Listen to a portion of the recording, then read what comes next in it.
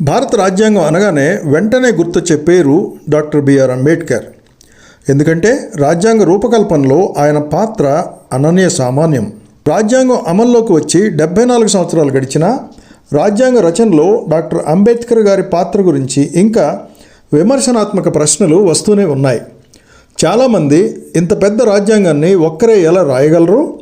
Drafting కమిటీలో ఉన్న ఇతర నిపుణులు మరియు మిగతా కమిటీల్లో ఉన్న మొత్తం అంటే అంబేద్కర్ కాక మిగతా 298 మంది సభ్యులు ఏమి చేసినట్టు? డాక్టర్ అంబేద్కర్ ఒక్కరికే రాజ్యాంగం రాసిన ఘనత ఎందుకు ఇవ్వాలి అని ప్రశ్నిస్తూ ఉంటారు. ఈ ప్రశ్నల్లో కొంత వాస్తవం ఉన్నప్పటికీ అసలు రాజ్యాంగ నిర్మాణ ప్రక్రియ ఎలా జరిగింది, డ్రాఫ్టింగ్ కమిటీ కాకుండా ఇంకా ఎన్ని కమిటీలు ఉన్నాయి, ఆయా కమిటీల పాత్ర ఏమిటి, ఈ మొత్తం ప్రక్రియలో బాబాసాహెబ్ అంబేద్కర్ పాత్ర ఏమిటి అనేది కూలంకషంగా విశ్లేషిస్తేనే ఈ ప్రశ్నలకు సమాధానం దొరుకుతుంది. ఆ ప్రయత్నమే ఈ video. Welcome back to my channel.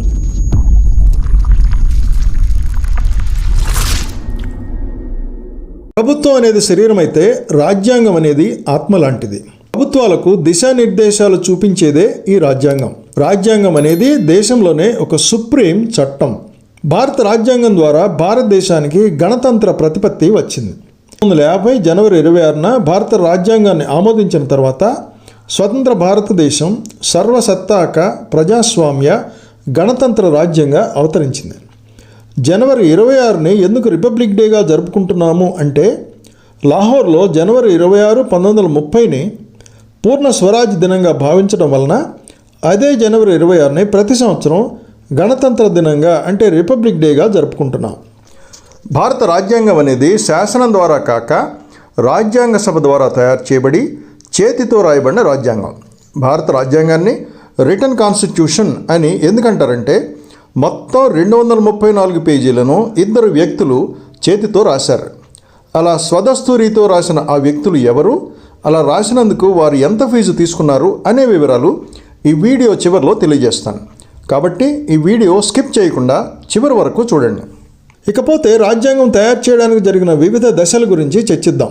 1928 August 15న లక్నోలో జరిగిన ఆల్ పార్టీస్ కాన్ఫరెన్స్లో భారత రాజ్యాంగాన్ని తయారు చేయడానికి ఒక మెమరాండం లేక విజ్ఞాపనని బ్రిటిష్ ప్రభుత్వానికి ఇచ్చారు. ఆ మెమరాండంనే నెహ్రూ రిపోర్ట్ అని అంటారు. తర్వాత భారత రాజ్యాంగాన్ని తయారు చేయడానికి డిసెంబర్ 6, 1946న ఒక రాజ్యాంగ సభ లేక రాజ్యాంగ పరిషత్తును ఏర్పాటు చేశారు. ఈ సభలో సభ్యులను పరోక్ష ఎన్నిక ద్వారా ఎన్నుకున్నారు. సభ్యుల కూర్పు ఇలా ఉంది. రాష్ట్ర శాసనసభల ద్వారా ఎన్నికైన సభ్యులు 292, భారత సంస్థానాల నుండి ఎన్నికైన సభ్యులు 93, చీఫ్ కమిషనర్ ప్రావిన్సుల ప్రతినిధులు 4. ఈ విధంగా మొత్తం సభ్యుల సంఖ్య 389 అయింది. ఈ 389 మంది ఎవరు అని తెలుసుకోవాలనుకుంటే కింద డిస్క్రిప్షన్లో లింక్ ఇచ్చాను. ఆ లింక్ ఒకసారి చూడండి. అయితే మౌంట్ బాటన్ యొక్క 1947 జూన్ నాటి దేశ విభజన ప్రణాళిక కారణంగా ఈ సభ్యుల సంఖ్య 299కి తగ్గిపోయింది. మిగతా 90 మంది పాకిస్తాన్ రాజ్యాంగ సభకు బదిలీ అయ్యారు. రాజ్యాంగ సభ మొదటి సమావేశం ఢిల్లీలో ఇప్పుడు కొత్తగా కట్టిన పార్లమెంట్ భవనంలో కాక పాత పార్లమెంటు భవనపు సెంట్రల్ హాల్లో 1946 డిసెంబర్ 9న జరిగింది. మొత్తం 211 మంది సభ్యులు ఈ సమావేశానికి హాజరయ్యారు. అందులో 9 మంది మహిళలు కూడా ఉన్నారు. సచ్చిదానంద సిన్హాను సభకు అధ్యక్షునిగా ఎన్నుకున్నారు. Jawaharlal Nehru, Maulana Abul Kalam Azad, Sardar Patel, Acharya JB Kripalani, doctor Rajendra Prasad, Sarojini Naidu, Rajaji, BR Ambedkar, Tanguturi Prakasam Pantulu, Pattabhi Sitaramayya మొదలైన వారు ఈ సభలో సభ్యులుగా ఉన్నారు. 1947 ఆగస్టు 14 రాత్రి రాజ్యాంగ సభ సమావేశమై ఖచ్చితంగా అర్ధరాత్రి సమయానికి స్వతంత్ర భారత శాసనసభ అవతరించింది. రాజ్యాంగం రాతప్రతిని తయారు చేయడం కోసం 1947 ఆగస్టు 29న రాజ్యాంగ సభ ఒక డ్రాఫ్ట్ కమిటీని ఏర్పాటు చేసింది. డాక్టర్ బిఆర్ అంబేద్కర్ ఈ కమిటీకి అధ్యక్షుడు. భారత రాజ్యాంగ రూపకల్పనలో రాజ్యాంగంలోని వివిధ అంశాలను రూపొందించడంలో మరియు ఖరారు చేయడంలో వివిధ కమిటీలు కీలక పాత్ర పోషించాయి. మొత్తం 22 కమిటీల్లో 10 కమిటీలు ప్రొసీజరల్ అఫైర్స్ అంటే ప్రభుత్వం ఎలా నడవాలి అని, మరియు 12 కమిటీలు సబ్స్టాంటివ్ అఫైర్స్ అనగా ప్రభుత్వాన్ని నడిపే విభాగాలు ఎలా పనిచేయాలి అని సూచించే కమిటీలు. మొత్తం 22 కమిటీల్లో 8 మేజర్ కమిటీలు, మిగతా 14 మైనర్ మరియు సహాయక కమిటీలు. ముందుగా 8 మేజర్ కమిటీలు రాజ్యాంగ తయారీలో వాటి పాత్ర ఏమిటో చూద్దాం. 1 యూనియన్ పవర్ కమిటీ, దీనికి జవహర్లాల్ నెహ్రూ అధ్యక్షులుగా ఉన్నారు. 2 రూల్ ఆఫ్ ప్రొసీజర్ కమిటీ, దీనికి డాక్టర్ రాజేంద్ర ప్రసాద్ అధ్యక్షులుగా ఉన్నారు. 3 ప్రొవిన్షియల్ కాన్స్టిట్యూషన్ కమిటీ, దీనికి సర్దార్ పటేల్ అధ్యక్షులుగా ఉన్నారు. 4 స్టీరింగ్ కమిటీ, దీనికి డాక్టర్ రాజేంద్ర ప్రసాద్ అధ్యక్షులుగా ఉన్నారు. 5 డ్రాఫ్టింగ్ కమిటీ, దీనికి డాక్టర్ బిఆర్ అంబేద్కర్ అధ్యక్షులుగా ఉన్నారు. 6 advisory committee on fundamental rights, minorities, tribal and excluded areas, దీనికి డాక్టర్ రాజేంద్ర ప్రసాద్ అధ్యక్షులుగా ఉన్నారు. 7 యూనియన్ కాన్స్టిట్యూయెంట్ కమిటీ, దీనికి జవహర్లాల్ నెహ్రూ అధ్యక్షులుగా ఉన్నారు. 8 స్టేట్ కమిటీ, దీనికి కూడా జవహర్లాల్ నెహ్రూ అధ్యక్షులుగా ఉన్నారు.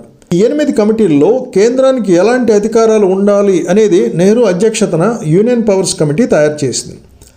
అలాగే కొత్తగా ఏర్పడబోయే రాష్ట్రాల కాన్స్టిట్యూషనల్ ప్రొవిజన్స్ గురించి అల్లాడి కృష్ణస్వామి అధ్యక్షతన ప్రొవిన్షియల్ కాన్స్టిట్యూషన్ కమిటీ కసరత్తు చేసింది. Advisory committee on fundamental rights, minorities and tribal and excluded areas committee Sardar Patel అధ్యక్షతన ప్రాథమిక హక్కుల గురించి లోతుగా విశ్లేషించి తన సూచనలు ఇచ్చింది. డాక్టర్ రాజేంద్ర ప్రసాద్ అధ్యక్షతన స్టీరింగ్ కమిటీ రాజ్యాంగ పరిషత్ ఓవరాల్ ప్రొసీడింగ్స్ గురించిన సూచనలు చేసింది. ఆగస్టు 29, 1947న డ్రాఫ్టింగ్ కమిటీని ఏర్పాటు చేయడం జరిగిందని ఇంతకుముందే చెప్పుకున్నాం. ఇకపోతే మైనర్ కమిటీలు, వాటి అధ్యక్షులు మరియు రాజ్యాంగ రచనలో వాటి పాత్ర ఏమిటో పరిశీలిద్దాం. ఈ టేబుల్లో 14 మైనర్ కమిటీల వివరాలు ఉన్నాయి. 1 ఫైనాన్స్ అండ్ స్టాఫ్ కమిటీ, దీనికి డాక్టర్ రాజేంద్ర ప్రసాద్ అధ్యక్షులు. 2 క్రెడెన్షియల్స్ కమిటీ, దీనికి అల్లాడి కృష్ణస్వామి అయ్యంగార్ అధ్యక్షులు. 3 హౌస్ కమిటీ, దీనికి బి పట్టాభి సీతారామయ్య అధ్యక్షులు. 4 ఆర్డర్ ఆఫ్ బిజినెస్ కమిటీ, దీనికి doctor KM Munshi. 5 ad hoc committee on the national flag, దీనికి డాక్టర్ రాజేంద్ర ప్రసాద్ అధ్యక్షులు. 6 committee on the functions of the constituent assembly, దీనికి జీవి మవలాంకర్ అధ్యక్షులు. 7 ad hoc committee on the supreme court, దీనికి ఎస్ వరదాచారి గారు అధ్యక్షులు. 8 committee on chief commissioners provisions, దీనికి B Pattabhi Sitaramayya గారు అధ్యక్షులు. 9 expert committee on the financial provisions of the union constitution, దీనికి నళిని రంజన్ సర్కార్ అధ్యక్షులు. 10 లింగ్విస్టిక్ ప్రావిన్సెస్ కమిషన్, దీనికి ఎస్కే డర్ అధ్యక్షులు. 11 special committee to examine the draft constitution, దీనికి జవహర్లాల్ నెహ్రూ అధ్యక్షులు. 12 ప్రెస్ గ్యాలరీ కమిటీ, దీనికి ఉషానాథ్ సేన్ అధ్యక్షులు. 13 అడ్హాక్ కమిటీ ఆన్ సిటిజన్షిప్, దీనికి ఎస్ వరదాచారి గారు అధ్యక్షులు. 14 committee to examine the effect of the Indian independence act of 1947. ఈ మైనర్ కమిటీలు వాటికి ఇచ్చిన సబ్జెక్టులపై విస్తృతంగా చర్చలు జరిపి కొత్తగా ఏర్పడబోయే రాజ్యాంగానికి అవసరమైన సిఫార్సులు తయారు చేశాయి. ఉదాహరణకు ఒక కమిటీ జాతీయ జెండాపై సూచనలు చేస్తే, ఇంకొక కమిటీ భాషా ప్రయుక్త ప్రావిన్సెస్ గురించి, ఇంకొక కమిటీ పౌరసత్వం గురించి, అలాగే వేరే కమిటీ ఏర్పడబోయే సుప్రీంకోర్టు గురించి ఆయా సిఫార్సులు తయారు చేసింది. ఇంకొక కమిటీ ఆర్డర్ ఆఫ్ బిజినెస్ అంటే పార్లమెంట్ సభల్లో సమావేశాలు జరిగే విధానం గురించి కసరత్తు చేసింది. అయితే ఈ మొత్తం 22 కమిటీల్లో డ్రాఫ్టింగ్ కమిటీయే చాలా కీలకమైనది. మిగతా కమిటీలు ఇచ్చిన సిఫార్సులను కూలంకషంగా పరిశీలించి రాజ్యాంగానికి అవసరమయ్యే విధంగా ఆయా సిఫార్సులను పరిగణనలోకి తీసుకుని ఫైనల్ డ్రాఫ్ట్ను తయారు చేసింది. డాక్టర్ అంబేద్కర్ చైర్మన్గా, ఇంకొక 6 సభ్యులుగా ఈ కమిటీ ఏర్పడింది. మిగతా 6 ఎవరంటే, 1 Alladi Krishnaswami Ayyangar, 2 Gopalaswami Ayyangar, 3 Syed Mohammed Saadulla, 4 K M Munshi, 5 B N Mitter, 6 D P Khaitan. D P Khaitan మరణానంతరం ఆయన ప్లేస్లో టిటి కృష్ణమాచారి గారు నియమించబడ్డారు. సర్ బిఎన్ రావ్ అడ్వైజర్గా నియమించబడ్డారు. మిగతా కమిటీలు అందించిన సమాచారంతో దేశానికి ఒక కొత్త రాజ్యాంగాన్ని తయారు చేసే బాధ్యత ఈ డ్రాఫ్టింగ్ కమిటీకి ఇవ్వబడింది. ఈ కమిటీ రాజ్యాంగానికి సంబంధించి తయారు చేసిన మొదటి డ్రాఫ్ట్ను నవంబర్ 4, 1948న దేశ పౌరులందరి పరిశీలన కోసం పబ్లిష్ చేయబడింది. దీనిని ఫస్ట్ రీడింగ్ అని అంటారు. 8 నెలల పాటు ప్రజల నుండి సూచనలు, సవరణలు తీసుకుని డ్రాఫ్ట్ రాజ్యాంగానికి మార్పులు చేసి నవంబర్ 15, 1948లో మరల పౌరుల పరిశీలనార్థం పబ్లిష్ చేయబడింది. దీనిని సెకండ్ రీడింగ్ అని అంటారు. మొత్తంగా 7,653 సవరణలు ప్రతిపాదించగా అందులో 2473 రాజ్యాంగ పరిషత్తులో విస్తృతంగా చర్చించబడ్డాయి. మొత్తంగా 11 సార్లు జరిపిన సమావేశాల్లో 165 రోజుల పాటు చర్చోపచర్చలు జరిగాయి.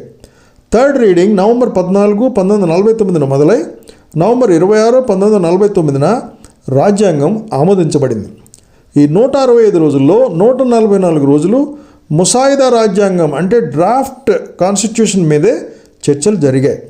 రాజ్యాంగ పరిషత్ ఏర్పాటు చేశాక మొత్తం మీద 2 సంవత్సరాల 11 నెలల 17 రోజుల తర్వాత రాజ్యాంగం తుది దశకు చేరుకుని రాజ్యాంగ పరిషత్ ఆమోదం పొందింది. మిగతా సభ్యులందరికంటే మొత్తం శ్రమ అంబేద్కర్ మాత్రమే తీసుకున్నారని, మరి ముఖ్యంగా టీటీ కృష్ణమాచారి కాన్స్టిట్యూయెంట్ అసెంబ్లీ డిబేట్లోని 7వ వాల్యూంలో 231వ పేజీలో చెప్పిన దాని ప్రకారం 6 సభ్యుల్లో ఎవరు పెద్దగా పాలు పంచుకోలేదని, కేవలం అంబేద్కర్ ఒక్కరే ఆ బాధ్యతను మోశారని అన్నారు.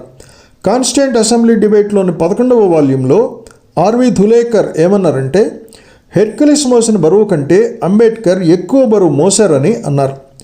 అలాగే డాక్టర్ రాజేంద్ర ప్రసాద్ గారు, జవహర్లాల్ నెహ్రూ గారు చెప్పిన దాన్ని బట్టి మొత్తం బాధ్యత అంతా డాక్టర్ అంబేద్కర్ తీసుకున్నారని అర్థమవుతుంది. అందుకే డాక్టర్ అంబేద్కర్ని father of the Indian constitution అని అంటారు. రాజ్యాంగం మొత్తం ప్రక్రియ చెప్పాలంటే చాలా సమయం తీసుకుంటుంది. అందుకే క్లుప్తంగా ఈ వీడియోలో చెప్పడానికి ప్రయత్నించాను.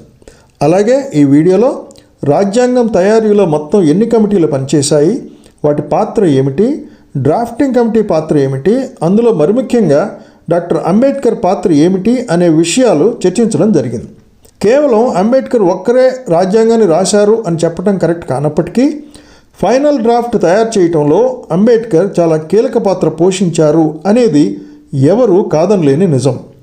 దీనికి ఆయన విద్యా నేపథ్యం బాగా దోహదపడింది. ప్రపంచ దేశాల రాజ్యాంగాలని బాగా స్టడీ చేసి ఆయన ఎన్నో అవసరమైన అధికరణలను రాజ్యాంగంలో పొందుపరిచారు.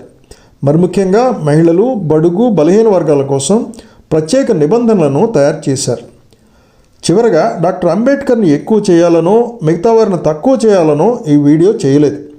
రాజ్యాంగ రచనలో ఎంతోమంది కృషి చేశారు, కానీ అంబేద్కర్ కృషి అందరికంటే ఎక్కువ అనేది వాస్తవం. ఈ మహాయజ్ఞంలో పాల్గొన్న వారందరికీ మనం నిరంతరం రుణపడి ఉండాలి. భిన్న భాషలు, మతాలు, సంస్కృతులు ఉన్న మన దేశం ఇన్ని సంవత్సరాలు ఐకమత్యంతో మరియు అభివృద్ధిలో పయనించడానికి ఆ మహానుభావులు రాసిన గొప్ప రాజ్యాంగమే కారణం.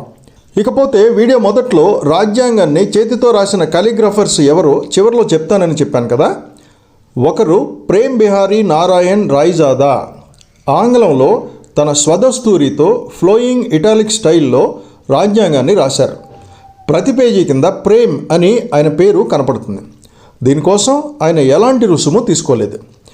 అలాగే రాజ్యాంగం హిందీలో వసంత్ కృష్ణన్ వైద్య రాశారు.